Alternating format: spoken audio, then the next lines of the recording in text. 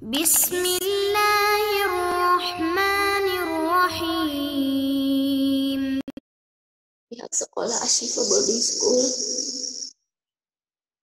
beserta ustazah-ustazah semuanya yang telah membimbing, mensupport untuk mengantarkan Ananda menjadi hafidhul Al-Quran. Semoga Allah membalas dengan pahala yang berlimpah dan penuh. Ini merupakan hadiah terindah, surprise untuk kami sekeluarga.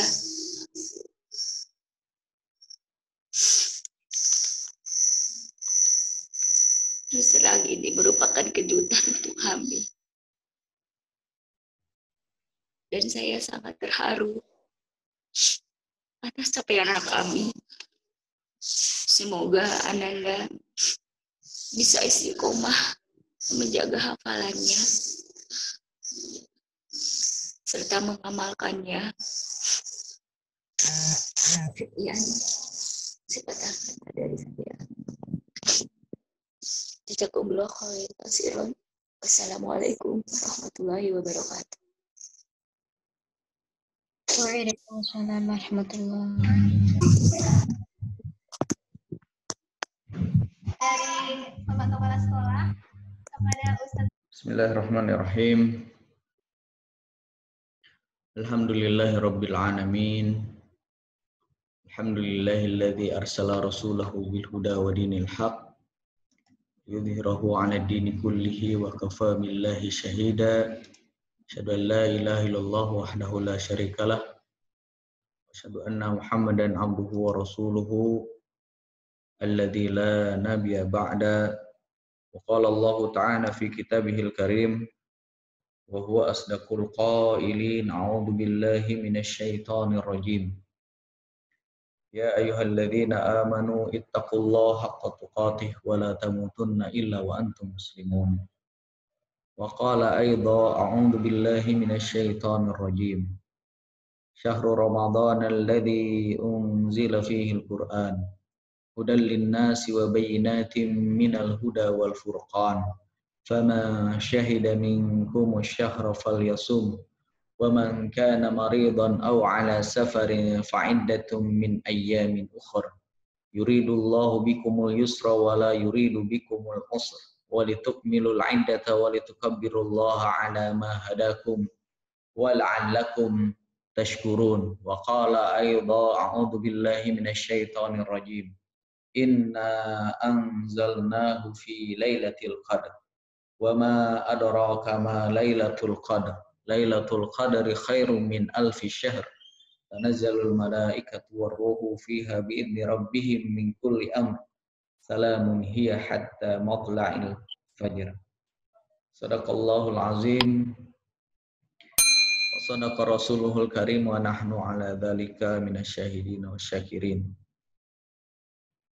Pertama-tama yang kami hormati di pimpinan SMA IT Ashifa Unarja, ada Ustadz Agus sebagai Wakil Kepala Sekolah Divisi Kepesantrenan, kemudian yang kami hormati juga PJ Tahfiz di Putri, Ustazah Badriah beserta tim, beserta jajarannya.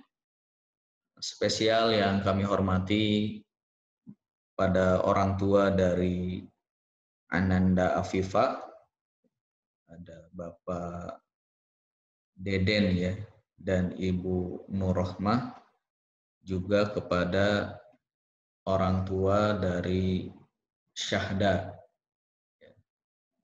Alhamdulillah di siang hari ini, di 10 terakhir bulan Ramadan, Allah Subhanahu wa Ta'ala telah memberikan karunia nikmat yang banyak kepada kita, khususnya nikmat terkait dengan Al-Quran. Dan sebagaimana yang sama-sama kita ketahui bahwa Ramadan ini identik dengan Syahrul Quran. Ramadan identik dengan bulan Al-Quran. Dan Ramadan juga para ulama, mufassirin, para ahli tafsir menjelaskan inti dari bulan Ramadan ini juga turunnya Al-Quran yang kita kenal dengan Nuzulul Quran. Walaupun para ulama ada perbedaan pendapat apakah turunnya Al-Quran itu pada tanggal 17 Ramadan atau turunnya Al-Quran ini di akhir-akhir atau 10 hari terakhir di bulan Ramadan. Dari pendapat-pendapat yang ada, memang para ulama lebih cenderung bahwa Al-Quran ini turun di 10 hari terakhir di bulan Ramadan, khususnya lebih spesifik lagi, Al-Quran ini turun di malam Lailatul Qadar. Sebagaimana banyak keterangan-keterangan para ulama yang menjelaskan ini, sebagaimana juga yang kita sama-sama hafal di surat Al-Qadar dan juga di surat Al-Baqarah yang sudah saya bacakan tadi. Baik, Bapak, Ibu, Ustadz, Ustazah yang dimuliakan Allah Subhanahu wa taala, Ananda Afifah dan Ananda Syahda rahimakumullah. Di kesempatan yang singkat ini izinkan kami atau saya yang mewakili sekolah, terutama khususnya kepada kedua orang tua ya, dari Ananda Afifah dan Ananda Syahda, terima kasih yang sebesar-besarnya, jazakumullah khairan katsira. Ini merupakan keberkahan buat kita semua ya. Dan sebagaimana yang sering mungkin diulang-ulang oleh para ustazah menyampaikan khairukum man ta'allamal Qur'an wa 'allamah, bahwa sebaik-baik di antara kalian ini adalah yang belajar Al-Qur'an dan yang mengajarkan Al-Qur'an. Artinya ini menjadi keberkahan bagi kita semua ketika ada santri kita atau murid kita yang berhasil menghatamkan ziyadah 30 juz. Artinya ini keberkahan bagi kita semua. Terutama ini menjadi keberkahan buat orang tua. Bapak, Ibu dari Ananda Fifah dan Ananda Syahda ini menjadi keberkahan. Dan ini juga menjadi keberkahan buat kami. Ya. Buat kami yang masih banyak kekurangan, buat kami yang masih banyak dosa, banyak kehilapan, ya, masih anak-anak muda ini yang masih juga perlu banyak bimbingan dari Bapak Ibu semua, para orang tua murid, para orang tua santri, dan ini menjadi kebanggaan bagi kita semua terkait ini. Sehingga mudah-mudahan ini menjadi wasilah kita nanti di hadapan Allah Subhanahu wa taala. Mudah-mudahan Al-Qur'an yang sehari-hari kita usahakan, baik itu posisinya, misalkan saya sebagai yang terus belajar Al-Quran, ataupun Ustadz, Ustazah semuanya yang mengajarkan Al-Quran dengan penuh keikhlasan, dengan hanya ingin meraih ridho dari Allah Subhanahu wa taala, dan jiddiyah ataupun kesungguhan, kemudian pengorbanan yang sudah dilakukan, ini semua menjadi saksi nanti di hadapan Allah Subhanahu wa taala kelak. Yauma la yanfa'u malun wala banun illa man atallaha biqalbin salim. Di mana tidak ada guna serta manfaatnya materi dan segala hal-hal yang sifatnya duniawi kecuali yang menghadap Allah Subhanahu wa taala dalam kondisi hati yang suci, dalam kondisi yang hati yang bersih. Dan Al-Quran ini menjadi penolong bagi kita semua. Nah, Bapak Ibu yang dimuliakan Allah Subhanahu wa taala, para santriwati yang dimuliakan Allah Subhanahu wa taala, Ustadz, Ustazah rahimakumullah, di kesempatan yang singkat ini usikum wa iyaya bitaqwallah, saya menasihati diri saya pribadi dan kita semua di 10 hari terakhir di bulan suci Ramadan ini meskipun dalam kondisi pandemi COVID-19, tapi Allah Subhanahu wa Ta'ala sesuai janjinya tidak akan menghalangi kebaikan-kebaikan yang bisa kita raih di 10 hari terakhir bulan Ramadan ini. Ada sedikit yang barangkali ingin saya sampaikan di kesempatan yang sangat-sangat berbahagia ini. Yang pertama, di 10 hari terakhir bulan Ramadan, sebagaimana yang banyak dijelaskan oleh para ustadz, para ulama kita, bagaimana di antara sunnah Rasulullah Shallallahu Alaihi Wasallam bersama para istrinya, bersama keluarganya, bagaimana di 10 hari terakhir ini mengencangkan ikat pinggang. Maksudnya adalah fokus beribadah kepada Allah Subhanahu wa Ta'ala. Bahkan ada sunnah itikaf. Walaupun sekarang di beberapa titik atau di beberapa daerah tidak bisa memaksakan melaksanakan itikaf di masjid. Fatwa para ulama menyebutkan kita boleh beritikaf di rumah dengan kondisi yang seperti ini. Mungkin di daerah masing-masing berbeda ya, tetapi setidaknya kita tidak ada alasan untuk melewatkan begitu saja 10 hari terakhir di bulan Ramadan ini yang sangat penting. Yang ingin saya sampaikan bagaimana di 10 hari terakhir di bulan Ramadan ini kita memaksimalkan yang pertama itu adalah terkait sholat. Bagaimana kita menjaga sholat yang 5 waktu ini, berusaha melaksanakannya dengan berjamaah, walaupun di rumahnya masing-masing. 2 orang itu sudah disebut berjamaah. Kalau misalkan anggota keluarganya ada 3 orang, itu berjamaah. Bahkan mungkin ada yang lebih dari 3 orang. Walaupun hanya 2 orang, tetap usahakan kita menjaga sholat ini secara berjamaah. Begitu juga kesempatan di bulan Ramadan ini, selain kita menjaga amalan wajib terkait sholat, juga kita menambahnya dengan amalan sunnah. Sholat-sholat sunnah kita perbanyak di bulan Ramadan ini, di 10 hari terakhir di bulan Ramadan ini. Dan kita sama-sama mengetahui, ya, sudah banyak penjelasan dari para ustadz, para ulama, bagaimana ketika pahala di 10 hari terakhir Ramadan ini dilipat gandakan sampai tak terhingga. Amalan wajib dilipat gandakan sampai berlipat-lipat tak terhingga. Amalan sunnah menjadi mendapatkan pahala wajib, dan seterusnya, dan seterusnya. Di bulan Ramadan terkait sholat juga ada yang namanya sholat yang khusus hanya ada di bulan Ramadan, yaitu sholat tarawih. Meskipun bagi bapak-bapak sekarang tidak merasakan bagaimana indahnya sholat berjamaah, sholat tarawih di masjid. Di beberapa tempat masih diperbolehkan karena masih zona hijau. Tapi kalau yang sudah zona kuning ataupun zona merah, tidak boleh memaksakan diri kita berangkat ke masjid karena justru akan membahayakan nyawa kita dan nyawa orang lain tentu saja. Tetapi semangat menjaga sholat tarawih atau ditambah dengan sholat tahajud secara fikih diperbolehkan.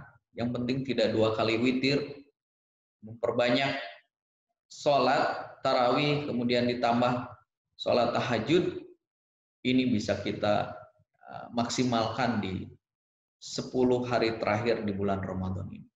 Sehingga kita menjadi pribadi-pribadi yang bersyukur, la'allakum tashkurun. Sangat unik memang di dalam rangkaian ayat-ayat Al-Quran berkaitan dengan Ramadan, surat Al-Baqarah dari 183 sampai 185 bahkan 186, itu akhir dari ayat-ayat tersebut adalah la'allakum tattaqun, la'allakum tashkurun, gitu ya. Kemudian yang ayat yang 186-nya juga tatakun, juga bertakwa gitu ya, bersyukur. mengetahui seperti itu. Nah, kemudian yang kedua berkaitan juga bagaimana kita mengoptimalkan 10 hari terakhir di bulan Ramadan ini. Bagaimana tadi sudah saya sampaikan di awal, kita banyak berinteraksi dengan Al-Quran. Bulan Ramadan identik dengan Syahrul Quran. Bulan Ramadan ini menjadi momentum yang tadinya barangkali ya masyarakat secara umum selain bulan Ramadan mungkin sangat jarang bersentuhan dengan Al-Quran. Kalau santri Asyifa yang insya Allah ya mau Ramadan, mau bulan Ramadan, kita banyak berinteraksi dengan Al-Quran. Tetapi setidaknya bulan Ramadan itu momentum umat Islam untuk banyak berinteraksi dengan Al-Quran. Dan Al-Quran ini sebagaimana sama-sama kita pahami, ini menjadi pedoman hidup kita. Al-Quran ini nur, hudan, petunjuk. Pedoman hidup kita yang akan menerangi kita nanti di alam kubur kelak, yang akan menolong kita di hari kiamat, di hari penghisaban kelak. Dan khusus Allah Subhanahu wa taala mengkhususkan bagi ahlul Quran ini. Dan ini sangat luar biasa berkaitan dengan Al-Quran. Nah, setidaknya berinteraksi dengan Al-Quran ini kan para ulama menjelaskan ada 3 ya ketika kita berinteraksi dengan Al-Quran. Interaksi paling minimal atau paling standar ketika kita berinteraksi dengan Al-Quran ini adalah membaca tilawatul Quran. Insya Allah sudah hafal semua ya terkait hadisnya. Oh, ketika kita membaca Al-Quran ini yang dihitung itu bukan la aqulu alif lam mim harfun. Jadi satu kalimat itu tidak disebut satu pahala atau satu huruf. Tetapi justru pahala membaca Al-Quran ini dihitung per huruf. Satu huruf diganjar dengan 10 pahala dan dilipat gandakannya tentu saja ketika di bulan Ramadan ini. Para sahabat, para tabi'in, para ulama kita sudah mencontohkan bagaimana mereka begitu banyaknya membaca Al-Quran, banyak menghatamkan Al-Quran di bulan Ramadan. Imam Syafi'i bisa berhasil menghatamkan 3 kali hatam sehari semalam. Rata-rata dalam seminggu 1 kali hatam, 2 minggu. Minimal bagi orang-orang yang awam, umat Islam ini kan sebenarnya 1 bulan ini 1 kali hatam, tilawah. Artinya kalau kita yang sudah lebih paham dibandingkan mereka orang awam, setidaknya minimal kita bisa 2 kali atau 3 kali hatam selama bulan Ramadan ini. Ini baru kita berbicara baru standar minimal berinteraksi kita dengan Al-Quran, yaitu membaca Al-Quran. Tetapi memang pada kenyataannya banyak di antara saudara-saudara kita, teman-teman kita yang belum mendapatkan kenikmatan bersama Al-Quran ini. 1 minggu tidak baca Al-Quran sama sekali, 1 bulan, 1 tahun Al-Quran hanya sebagai pajangan saja di rumahnya masing-masing sampai Al-Qurannya itu berdebu. Mudah-mudahan ini sebagai motivasi buat kita semua. Dengan Khatmil Quran ini, Ananda Afifah dan Ananda Syahda tadi ini membuat motivasi buat kita semua. Motivasi bagi orang tuanya, motivasi buat teman-temannya, motivasi buat saudara-saudaranya. Nah, yang kedua, interaksi dengan Al-Quran yang kedua ini adalah, ternyata yang kedua ini adalah mentadaburi Al-Quran. Mengenal, mengetahui artinya. Apa itu Al-Baqarah artinya apa? Al-Fatihah itu artinya apa? Kemudian dalam surat Al-Fatihah ini Allah Subhanahu wa taala menjelaskan tentang apa? Kemudian ada kata-kata iyyaka na'budu wa iyyaka nasta'in, itu apa artinya? Kemudian kalau misalkan kita kaitkan dengan kehidupan kita seperti apa? Nah, ini levelnya sudah level yang kedua berkaitan dengan interaksi kita dengan Al-Quran. Dan interaksi yang ketiga dengan Al-Quran ini adalah hifzul Quran. Menghafal Al-Quran. Karena sesungguhnya umat Islam, seorang muslim yang tidak punya hafalan Quran sebagai digambarkan dalam hadis seperti kalbait, seperti rumah yang mau roboh atau seperti rumah yang tidak ada penghuninya. Jadi hafalan-hafalan kita yang sekarang kita miliki, berapapun itu, kalau yang belum khatam, ini justru akan menjadi hujjah sebagai argumentasi nanti di hadapan Allah Subhanahu wa taala. Saya sudah berusaha setiap hari, setiap pekan, setiap bulan ada program untuk menghafal Al-Qur'an. Apalagi dalam kondisi sekarang, ini kesempatan yang sangat bagus bagi kita di keluarga untuk pembiasaan bagaimana ketiga interaksi Al-Quran ini bisa kita praktekkan. Misalkan ketika subuh, ya, menjelang sahur atau nanti setelah sholat subuh itu bagus itu untuk menghafal, menambah hafalan. Nah, kalau malamnya nanti sebelum tidur itu bisa untuk murojaah. Atau di sore hari ini kita bisa mentadaburi satu ayat atau dua ayat, mulai dari misalkan surat-surat pendek. Al-Ikhlas ini berbicara tentang apa? Secara umum aja artinya. Kemudian An-Nas ini berbicara tentang apa? Nah, ini ketiga hal ini bisa kita lakukan di masa-masa sulit seperti ini, sangat luar biasa. Ini kesempatan yang sangat berharga yang mungkin sangat jarang. Di tahun-tahun sebelumnya kita jarang mendapatkan kesempatan yang sangat berharga ini berinteraksi dengan Al-Quran.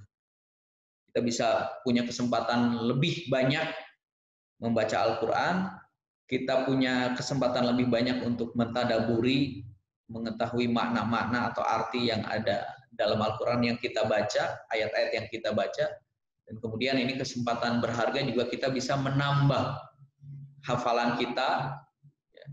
Ya, kalau yang sudah berarti kan bagaimana memurojaah, karena sesungguhnya murojaah ini yang usaha yang setelah itu yang sangat luar biasa perlu keistiqomahan. Dan sehingga ketika ini kita lakukan ketiga hal ini, maka seharusnya ini tercermin dalam kehidupan kita sehari-hari. Al-Quran ini menjadi cahaya bagi ahlul Quran. Diterjaga dari segala hal-hal yang membuat marah Allah Subhanahu wa taala pada orang-orang yang senantiasa menjaga. Dan ini yang diamalkan oleh atau yang diajarkan, yang dicontohkan oleh para sahabat. Bagaimana Rasulullah Shallallahu Alaihi Wasallam di hari-hari bulan Ramadan itu sangat luar biasa. Malaikat Jibril turun mengajarkan Al-Quran kepada Rasulullah setiap malam di bulan Ramadan ini. Yang namanya mengajar berarti kan berhadap-hadapan. Terus di situ ada interaksi. Ada tanya jawab, ada yang nggak paham ditanyakan, ada yang salah dibetulkan. Kalau bacaannya secara kaidah tajwidnya ada kurang pas, dibetulkan. Itu yang namanya mudarosah atau belajar itu kan seperti itu.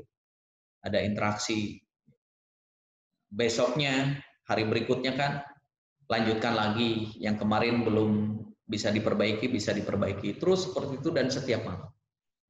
Dan bagaimana Rasulullah Shallallahu Alaihi Wasallam yang diceritakan oleh sahabat Huzaifah, bagaimana ketika suatu hari Huzaifah ikut bermakmum Rasulullah Shallallahu Alaihi Wasallam sholat tarawih, sholat tahajud ya di malam Ramadan, itu dijelaskan bahwa Rasulullah itu di satu rakaat itu menghabiskan surat Al-Baqarah, menghabiskan surat Ali Imran, dan menghabiskan surat An-Nisa. Satu rakaat. Dan para ulama membolehkan ya, memfatwakan boleh ketika kita memang belum hafal, kita sholat itu sambil melihat mushaf Al-Quran. Sambil melihat, karena mungkin hafalan kita masih terbatas, masih di kisaran juz terakhir gitu, juz 30 atau juz 29, nah kita pingin juga baca surat-surat yang lain gitu. Nah itu diperbolehkan sambil membaca mushaf Al-Quran. Misalkan di 10 hari terakhir ini kita targetkan aja, misalkan ini nanti malam juz keberapa, besoknya terus seperti itu. Sehingga biasanya di masjid-masjid, ya kalau misalnya dalam kondisi normal itu di 10 hari terakhir ini khatam 1 kali gitu, karena satu malamnya sholat tarawihnya atau ditambah sholat tahajudnya itu 3 juz gitu. Nah, Bapak Ibu yang dimuliakan Allah Subhanahu wa taala, terakhir Ustaz-ustazah rahimakumullah, Anda semuanya, terakhir yang ingin saya sampaikan di kesempatan yang berbahagia ini adalah bahwa dalam rangkaian ayat-ayat Ramadan terselip satu ayat berkaitan dengan doa. Artinya apa? Hikmahnya bagi kita bahwa di bulan Ramadan ini juga waktu-waktu yang sangat berharga dikabulkannya, diijabahnya doa kita oleh Allah Subhanahu wa taala. Tidak ada sekat. Apalagi ketika kita berdoa, ketika kita sedang beribadah, ketika kita sedang membaca Al-Qur'an, dan itu Allah takdirkan itu adalah malam Lailatul Qadar. Sangat-sangat luar biasa. Sebagaimana disebutkan dalam surat Al-Baqarah, auzubillahi minasyaitonirrajim, wa idza sa'alaka 'ibadi 'anni fa inni qarib.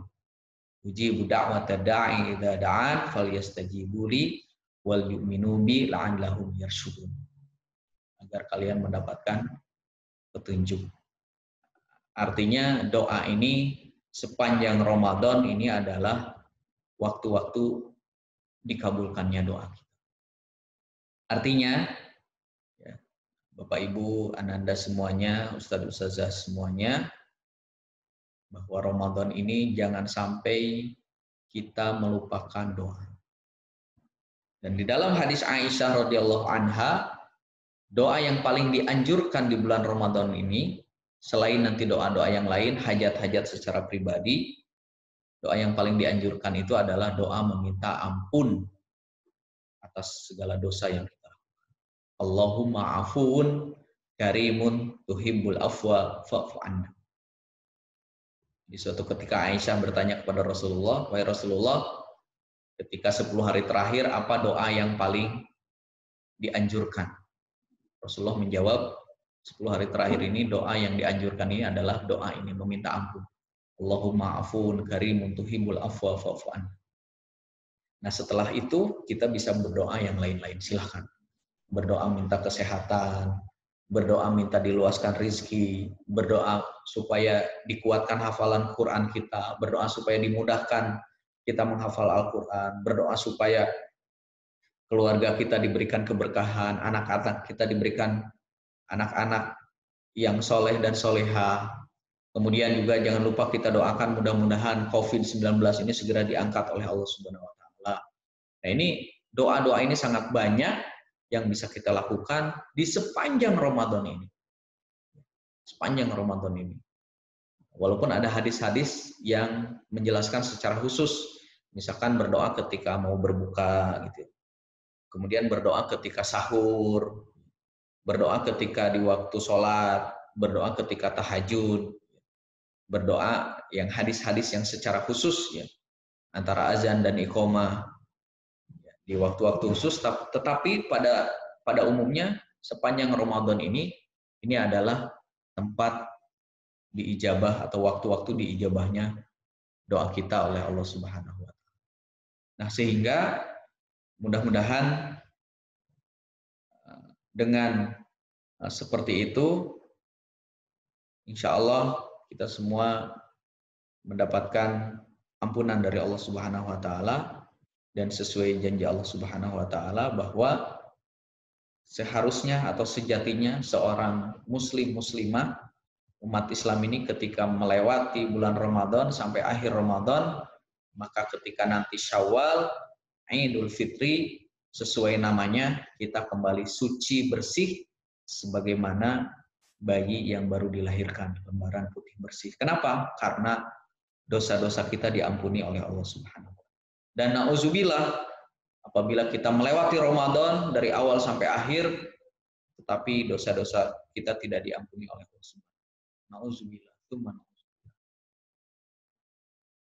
Itu barangkali yang bisa saya sampaikan, 3 poin itu. Yang pertama adalah bagaimana kita menjaga sholat kita, sholat wajib, sholat sunnah. Kemudian yang kedua, bagaimana kita perbanyak interaksi kita dengan Al-Quran, dari mulai membaca, mentadaburinya, menghafalnya. Dan yang ketiga, bagaimana di 10 hari terakhir ini juga kita memperbanyak doa-doa kita. Kita sampaikan hajat-hajat kita doakan, kita satu sama lain saling mendoakan. Semoga kita diampuni dosa-dosa kita oleh Allah Subhanahu wa taala dan Allah Subhanahu wa taala menurunkan pertolongannya kepada kita sehingga kita bisa kembali dalam kondisi-kondisi normal sebagaimana yang kita harapkan. Demikian, kurang lebihnya mohon maaf. Walafu minkum. Wassalamualaikum warahmatullahi wabarakatuh. Waalaikumsalam.